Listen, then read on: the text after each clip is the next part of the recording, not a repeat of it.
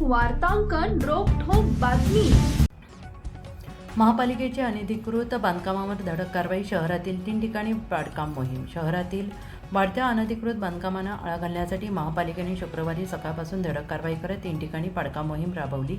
महापालिका आयुक्त डॉ. सचिन उंबासे यांच्या आदेशानुसार नगररचना विभाग आणि अतिक्रमण प्रतिबंधक विभागाच्या संयुक्त पथकाने नियमबाह्य बांधकामावर कारवाई करून संबंधित भागातील अनधिकृत संरचना हटवल्या। महापालिकेच्या पथकाने नेहरूनगर परिसरातील सद्गुरू सोसायटी प्लॉट क्रमांक 5 येथे प्रभाकर पल्वे आणि सुनीता पल्वे यांच्या इमारतीतील सामासिक अंतरामध्ये करण्यात आलेल्या अनधिकृत बाल्कनीचे बांधकाम केले। त्याचबरोबर विजय देशमुख नगर, नेहरूनगर येथील प्लॉट क्रमांक 106 मधील मुजमिल मैनुद्दीन पिरजादे यांच्या जागेवरील सामासिक अंतरामधील जिना बाल्कनी, टॉयलेट तसेच फॅब्रिकेशन स्ट्रक्चर निष्कासित करण्यात आले। याशिवाय बोळकोटे नगर परिसरातील 96 अनधिकृत बांधकामांपैकी एक असलेल्या अशोक तांबोळी यांच्या बांधकामावर कारवाई करण्यात आली। या ठिकाणी फ्रंट मार्जिनमधील वॉचमॅन रूम आणि वॉटर क्लोजेटचे अनधिकृत बांधकाम हटवून महापालिकेने नियमभंगाविरोधात कठोर भूमिका स्पष्ट केली आणि या कारवाईवेळी नगररचना विभागाचे कार्यकारी अभियंता नीलकंठ मठपती यांच्यासह संबंधित अधिकारी आणि कर्मचारी उपस्थित होते।